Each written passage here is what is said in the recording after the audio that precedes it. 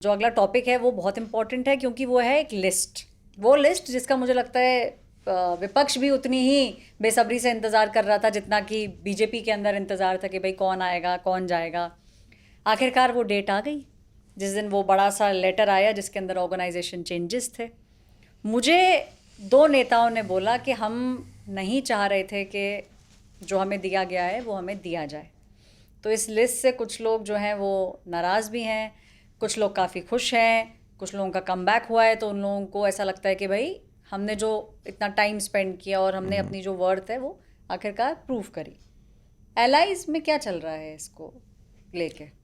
List को लेके ज़्यादा तो चर्चा नहीं, लेकिन लिस्ट के बाद वाली जो लिस्ट आनी है उसको लेके ज़्यादा चर्चाएं अभी हैं। वो कौन सी लिस्ट है? तो कैबिनेट अफेयर में हम लोगों ने चर्चा की थी कि ये अच्छा, होने वाली है पूरी क्रोनोलॉजी की। पहले ये आएगा, फिर पहले संगठन विस्तार होगा, उसके बाद संगठन विस्तार के बाद जिम्मेदारियां दी जाएंगी और फिर कैबिनेट वाला आएगा। तो उनके लिए लेवल 1 क्लियर हो गया है। लेवल 2 जो है अभी इन प्रोसेस है।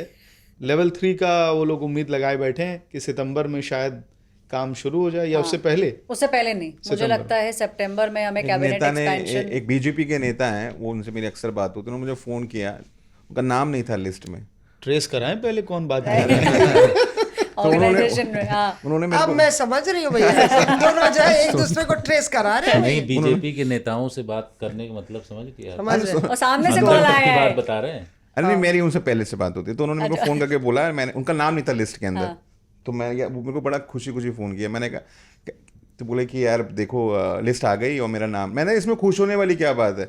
बोला ये बीजेपी है, यहाँ अगर संगठन में जिम्मेदारी दे देते तो मंत्री का पत्ता कट जाता। तो अब मैं उम्मीद लगा रहा हूँ कम से कम मेरे को ये उम्मीद है कि मैं मंत्रिमंडल में मेरा नाम आ सकता है। अच्छा चलिए, खुशी थी सिल्वर वहाँ पे। लाइनिंग देख ली सिल्वर लाइनिंग उन्होंने नाम ना आने देखी।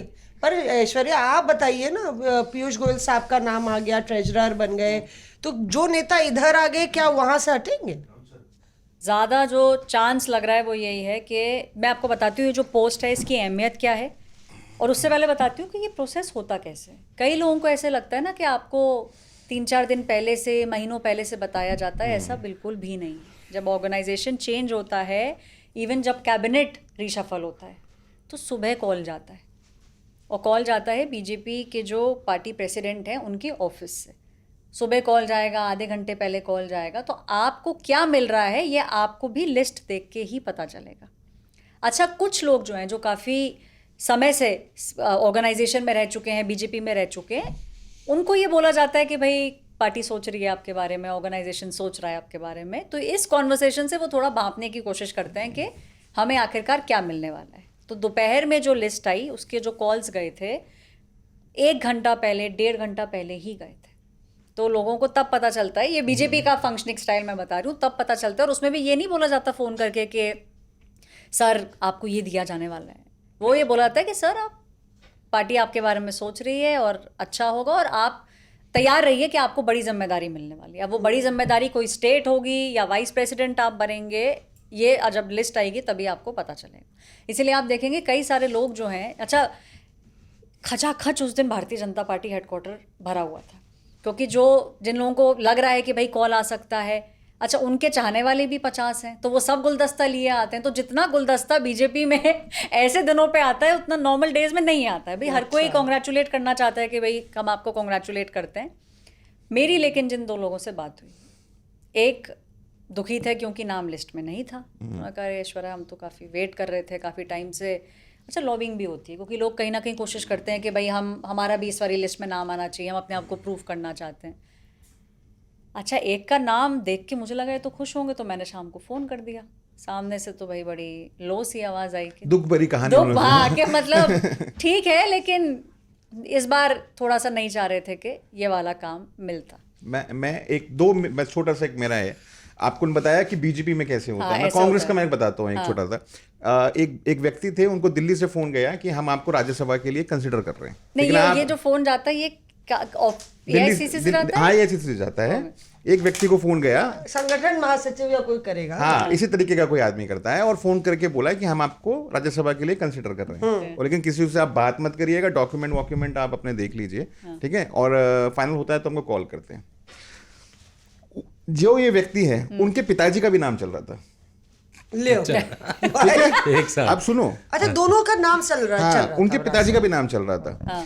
तो समहाउ पता नहीं कैसे ये लीक हो गया कि उनके पिताजी को राज्यसभा मिल रही है। मिल रही है। हाँ, हाँ, ये तो तो दुखी लोग होगे जो है होंगे। उनके पिताजी को बुके बुके दे रहे हैं, बधाई दे रहे हैं। वो अपने पापा को नहीं बोल पा रहा है कि मुझे नहीं लेना कि आपका नहीं हो रहा है, मेरा हो रहा है। लेकिन क्योंकि दिल्ली से साफ मना किया गया था कि आप नहीं शेयर करेंगे, तो उन लोगों के जो पिताश्री हैं वो बुके वगैरह लेते रहे। अरे नहीं नहीं, थैंक यू तो वो फाइनली लिस्ट आ गई, उनका बेटा बना। पापा नहीं बने? नहीं, पापा नहीं। बुके ले लिए बेटे के लिए। बुके वो लेते बुके रहे। उठा के दे दी होंगे बेटे को।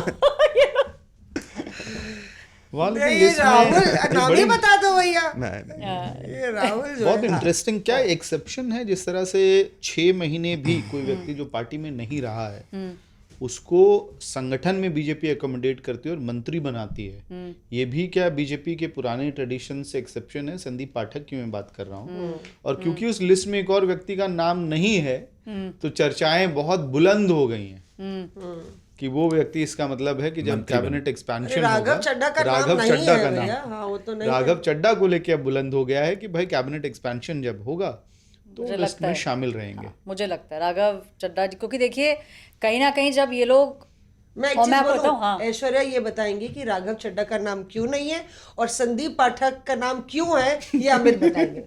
राघव चड्ढा की आपने बात पूछी तो मुझे ऐसा लगता है कि पॉपुलैरिटी, जिस तरह से वो काम पहले कर चुके हैं, ये सब चीज़ें देख के चांसेस हैं कि उनको कहीं ना कहीं कोई मिनिस्ट्री मिल सकती है। एमओएस बनेंगे तो हो सकता है, ज़्यादा चांसेस इस समय एमओएस के लग रहे हैं कि, क्योंकि आप भाई बीजेपी अपना एग्जिस्टिंग सिस्टम भी ज़्यादा रफल नहीं करना चाहेगी ना। लेकिन राघव कि- चड्ढा को मैंने अभी पार्लियामेंट में भी देखा है ना कि ये जैसा बता रही हैं ऐश्वर्या कि मंत्रालय मिलने वाला है, तो उन्होंने पूरे सत्र भर या उससे पहले वाले सत्र में बोलना ही बंद कर दिया एकदम से। अच्छा, आते हैं मकर द्वार से अंदर चले जाते हैं, फिर आते हैं, सिर्फ हाथ हिलाते हैं। आपने देखा होगा तस्वीरें उनकी, एक भी शब्द उन्होंने इस दौरान कुछ भी नहीं बोला। इस बार तो शार्दुल से एंट्री कर रहे अब थे ज्यादा। हाँ, उसके बाद शार्दुल से एंट्री कर रहे हैं। तो ये तमाम चीजें देख करके लग रहा है कि ऐश्वर्या जैसा बता रहे हैं कि मंत्री और ये सब कुछ बनने एक का बार उनका ओथ लेना चांस जो है। एक बार ओथ लेना और पंजाब से भी जो हवाएं आ रही हैं वो यही इंडिकेट कर रही हैं कि बनेंगे confirm ना हो ये, गया है। हाँ, मुझे भी पंजाब ऐसे- में ज्यादा लोग कॉन्फिडेंट साउंड कर रहे हैं। Reporters of